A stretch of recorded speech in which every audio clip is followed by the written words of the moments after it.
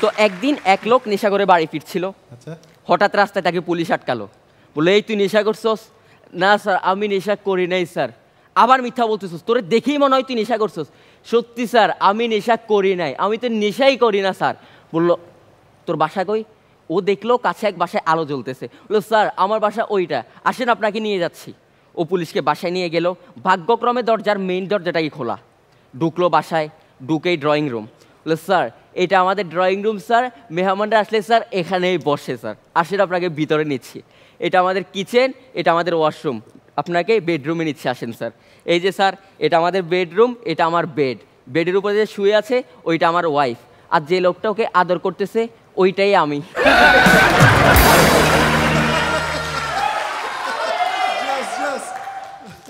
তো একদিন সকালে ঘুম থেকে উঠলাম, সাথে সাথে হসপিটাল থেকে কল, জানতে পারি আমার এক বন্ধু হসপিটালে ভর্তি। দৌড়ে ছুটে গেলাম ওর কাছে, গিয়ে দেখলাম ওর অবস্থা তো পুরাই খারাপ, কোমর থেকে নিচ পর্যন্ত পুরাটা ব্যান্ডেজ করা। বললাম ভাই কি হয়েছে তোর, এই অবস্থা কিভাবে হলো? বললো ভাই আর কি বলবো, কালকে রাত প্রায় 2টা, রাস্তায় নেশা করতেছি, দূরে দেখি এক মেয়ে শর্ট স্কার্ট পরে দাঁড়িয়ে, নিজেকে কন্ট্রোল করতে পারলাম না, ছুটে চলে গেলাম, সারা রাত রোমান্স করলাম। সকালে ঘুম থেকে উঠে দেখি এটা মাইয়া না, কোলহালায় ওয়ালের মধ্যে একটা মাইয়া ছবি লাগাই রাখছে।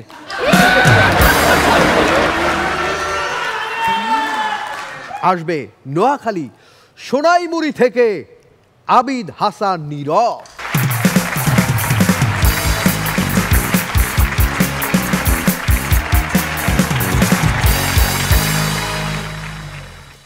যে করে চুরি পাবলিক তাকে বলে চোর, যে করে চুরি পাবলিক তাকে বলে চোর। দেখতে আমি ইনোসেন্ট, কিন্তু আমি এক সময়ের নেশাখোর। সবাইকে সবার বাবা মা ছোটবেলায় বলতো খারাপ ছেলেদের সাথে মিশবি না, খারাপ হয়ে যাবি, আর আমাকে বলতো ভালো ছেলেদের সাথে মিশবি না, ওরা খারাপ হয়ে যাবে। তো আমি ছোটবেলা থেকেই নেশার সাথে জড়িয়ে যাই। তো আগের একটা কাহিনী বলি। একদিন আমি আর আমার এক ফ্রেন্ড গাড়ি চালাচ্ছিলাম নেশা করে, হঠাৎ অ্যাক্সিডেন্ট করলাম। পরের দিন সকালে চোখ খুলে দেখি হসপিটালে, পাশে আবার বন্ধু। ওকে দেখেই তো আমার মাথা খারাপ। বললাম ভাই তোর আমি কয়বার বললাম সামনের দিয়াল, ব্রেক মার ব্রেক মার ব্রেক মার, কিন্তু তুই আমার কথা শুনলি না। এই শুনে বলল আবে হালা গাড়িটা তো চালাচ্ছিলি তুই।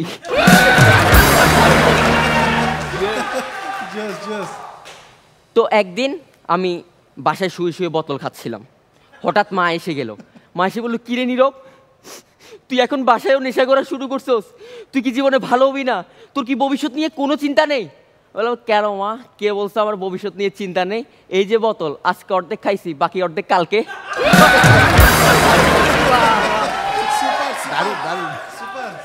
তো ছোটবেলা থেকে আমি নেশার সাথে জড়িত, সবাই জানে। তো বলুন তো আমার এই অভ্যাসের জন্য দায়ী কে? না না না না, নাম তো বলা যাবে না। আমি ওনাকে ওয়াদা দিছি ওনার নাম আমি কাউকে বলবো না, কাউকে না। দেখলেন মিরু ভাই, বললাম না আমি কাউকে বলবো না।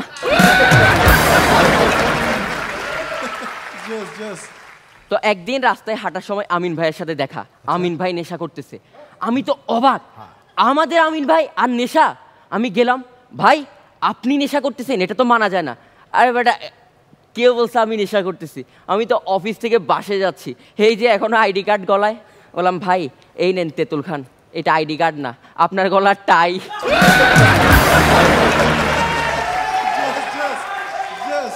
শবনম আপু, গার্লফ্রেন্ড আর বয়ফ্রেন্ড একসাথে বিড়ি খাওয়া লাভ, কিন্তু বিড়ি খাওয়ার পর ক্যান্সার হওয়া, ক্যান্সার হয়ে মারা যাওয়া, সেটা কি টুরু লাভ।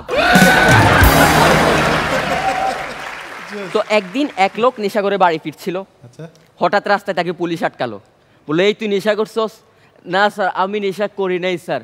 আবার মিথ্যা বলতেছস, তোরে দেখেই মনে হয় তুই নেশা করছস। সত্যি স্যার আমি নেশা করি নাই, আমি তো নেশাই করি না স্যার। বললো তোর বাসা কই? ও দেখলো কাছে এক বাসায় আলো জ্বলতেছে, বললো স্যার আমার বাসা ওইটা, আসেন আপনাকে নিয়ে যাচ্ছি। ও পুলিশকে বাসায় নিয়ে গেল। ভাগ্যক্রমে দরজার মেইন দরজাটাই খোলা। ঢুকলো বাসায়, ঢুকেই ড্রয়িং রুম। বললো স্যার এটা আমাদের ড্রয়িং রুম স্যার, মেহমানরা আসলে স্যার এখানেই বসে স্যার, আসেন আপনাকে ভিতরে নিচ্ছি। এটা আমাদের কিচেন, এটা আমাদের ওয়াশরুম, আপনাকে বেডরুমে নিচ্ছে, আসেন স্যার। এই যে স্যার এটা আমাদের বেডরুম, এটা আমার বেড, বেডের উপরে যে শুয়ে আছে ওইটা আমার ওয়াইফ, আর যে লোকটা ওকে আদর করতেছে ওইটাই আমি।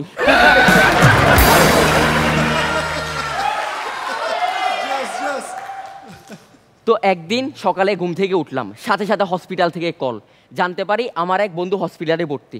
দৌড়ে ছুটে গেলাম ওর কাছে, গিয়ে দেখলাম ওর অবস্থা তো পুরাই খারাপ, কোমর থেকে নিচ পর্যন্ত পুরাটা ব্যান্ডেজ করা। বললাম ভাই কী হয়েছে তোর, এই অবস্থা কিভাবে হলো?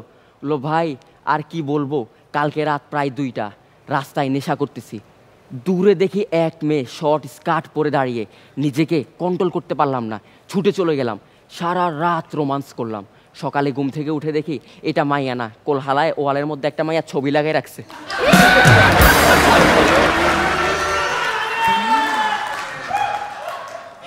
তো একদিন আমি আর আমার এক ফ্রেন্ড নেশা করতে করতে রাস্তা দিয়ে যাচ্ছি, সামনে একটা ফুট ওভার ব্রিজ। বললাম ভাই ফুট ওভার ব্রিজটা কত নিচে দেখছস, এভাবে গেলে তো মাথার মধ্যে বাড়ি লাগবে, মাথা নামা মাথা নামা। না রে ভাই আরও নামাতে হবে, এটা আরও নিচে, আরও নামা। মাথা নামাতে নামাতে এক পর্যায়ে আমরা রাস্তার মধ্যে হামাগুড়ি দিতে শুরু করলাম, মেইন রোডের মধ্যে। সারা রাস্তার গাড়ি সব জ্যাম লেগে গেল। এই দেখে এক ট্রাফিক আসলো, দুইজনের মাথায় দিল 2টা বাড়ি। আমার বন্ধু বললো শালা এত নিচে নামলাম এরপরও মাথায় বাড়ি লাগলো।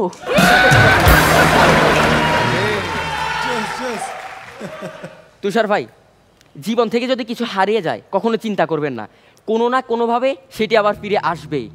আমার একবার ইচ্ছে হলো পাখি পুষলাম, কয়েকদিন পর উড়ে চলে গেল। এরপর একটা কাঠবিড়ালি পুষলাম, সেটাও চলে গেল। এরপর বুদ্ধি করলাম, একটা গাছ লাগালাম, পাখি কাঠবিড়ালি 2টাই ফিরে এলো। একইভাবে ভাই দোকান থেকে চিপস কিনলাম, বন্ধুরা নিয়ে গেল, চানাচুর কিনলাম, তাও নিয়ে গেল। এরপর একটা বোতল কিনলাম, এখন চিপস চানাচুর নিয়ে সব হালারা হাজির।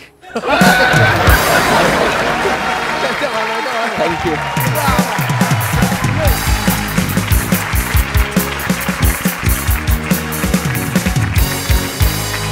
আমার তো ভালোই লেগেছে, যে এটা সে সবচেয়ে বেশি রিলেট করতে পেরেছে শুরুতে সে বলবে। তুষার ভাই তুই আমারে পচায় মারবি। হালকার উপরে ওজনদার পারফরমেন্স ছিল, আর তুমি এনজয় করেছো, পারফরমেন্স খুব ভালো ছিল। ওকে একটু আগে মানে হঠাৎ করে এরকম একটা টপিক বেছে নেওয়ার কারণ কি? ইচ্ছে হলো, আপনাকে দেখে অনুপ্রেরণা পেলাম। নীরব ভালো ছিল, হ্যাঁ তুমি এনজয় করছিলে, কিন্তু তুমি যখন একটা জোক থ্রু করো, আমার কাছে মনে হয়েছে যে তুমি একটা মগস্থ জিনিসই তুমি এটা বলছো। তুমি যখন আমরা স্টেজে এই ধরনের পারফর্ম করি তখন আমরা চেষ্টা করি যতটা ভেতর থেকে ওই ক্যারেক্টারের থেকে বলা যায়। ভালো ছিল, কন্টেন্ট খুব ভালো ছিল, থ্রো ভালো ছিল, কিন্তু আমার মনে হচ্ছে যে আমি একটা হয়তো যোগ করলাম, হ্যাঁ এমন একটা করেছে, এমন একটা করেছে, কিন্তু আমি যদি এটা আমার ভেতরে নিলাম, আমি সুন্দর করে বললাম যে আমি একদিন রাস্তা দিয়ে যাচ্ছিলাম, তো দেখলাম অমুক ভাই দাঁড়িয়ে আছে, তারপর তার সাথে আমি কথা বললাম। বাট আমি যদি বলি আমি রাস্তা দিয়ে যাচ্ছিলাম, তারপর দেখলাম অমুক ভাই দাঁড়িয়ে আছে, তার সাথে কথা বললাম, পার্থক্যটা বুঝেছো? So next time work on this. খুব ভালো পারফরমেন্স ছিল, বাট যখন এইটা করতে পারবা তখন আরও অনেক ভালো হয়ে যাবে। Best of luck. ওকে, স্বপ্ন ফাড়িয়ে কিন্তু আজকে একবারে মানে একবারে টু দি পয়েন্ট কিন্তু বুঝিয়ে দিয়েছে, এবং তোমাকে দেখতে দারুণ লাগছে। তুমি তোমার এই ক্ষমতাটাকে ইউজ করলে সেটা আরও ভালো হতো। আমিন ভাই। ইয়াস, নীরব ওর পারফরমেন্স সবসময় নীরবতাকে ভেঙে দেয়, নামের সাথে ওর পারফরমেন্সের কোনো মিল নেই। আমার কাছে গতবারও ভালো লেগেছে, এবারও অনেক ভালো লেগেছে, তবে তোমার ভিতরে না অনেক বেশি এর চেয়ে পাওয়ার আছে আমার মনে হয়, কারণ ওর বডি ল্যাঙ্গুয়েজ, অ্যাটিটিউড দেখে মনে হয় তুমি তোমার যে ক্ষমতা তার 30 থেকে 40% তুমি দিচ্ছ, এখনও 60% বাকি আছে। ঠিক আছে, পুরোটা উজাড় করে দাও, অনেক সুন্দর হবে আরো। ওকে, অল দ্য বেস্ট। ওকে, শুধু আমি বলতে চাই যে যারা এরকম শুধু পারফরমেন্স করে না, যারা সত্যি সত্যি এরকম যারা নেশা করে, তাদেরকে আমি মন থেকে রেসপেক্ট করি, সম্মান করি, কারণ বেশি দিন তো আর সম্মান করতে হবে না, মাত্র তো কয়েকটা দিন। তবে আর একটা গবেষণা বলছে যে এই পৃথিবীতে 10% মানুষ ড্রিঙ্ক করে, নেশা করে কিন্তু মারা যায়, এবং গবেষণা এটাও বলছে তাহলে বাকি 90% নেশা না করেই মারা যায়। ওকে, তাহলে তুমি খাও কি কিছুই তো বাদ রাখো না দেখলাম, তাই তোমার জন্য উৎসর্গ করতে চাই। ওরে সাগর যদি মদ হতো, হোক না যতই লোনা, ওরে সাগর যদি মদ হতো হোক না যতই লোনা, আরে মাতালে পেট ভরে খেত পয়সা লাগতো না। ও মনা, গাছের পাতা টাকা কেন হয় না, হয় না, গাছের পাতা টাকা কেন হয় না, গাছের পাতা টাকা কেন হয় না, হয় না, গাছের পাতা টাকা কেন হয় না। সাগর যদি মদ হতো, আরে সাগর যদি মদ হতো হোক না যতই লোনা, মাতালে পেট ভরে খেত পয়সা লাগতো না। মনা, ও মনা, ও মনা, গাছের পাতা টাকা কেন হয় না, হয় না, গাছের পাতা টাকা কেন হয় না। ওকে, লাস্ট মেসেজ যেটা আপনাদেরকে বলবো, পারফরমেন্স করবার জন্য আমরা একটু হাসানোর জন্য হয়তো এই টপিকটা বেছে নিয়েছি, কিন্তু আপনাদের জন্য কড়াভাবে বলতে চাই, যাদের ফ্যামিলিতে এরকম একজন আছে সেই ফ্যামিলিটা কিভাবে একেবারে তিলে তিলে শেষ হয়ে গেছে। তাই আপনার পরিবারের কেউ যেন এই পথে না যায়, এখনই আপনার পাশে থাকা আপনার পরিবারের সদস্যদের ভালো করে সেটা বুঝিয়ে দিন। অনেক অনেক ধন্যবাদ তোমাকে, প্লিজ।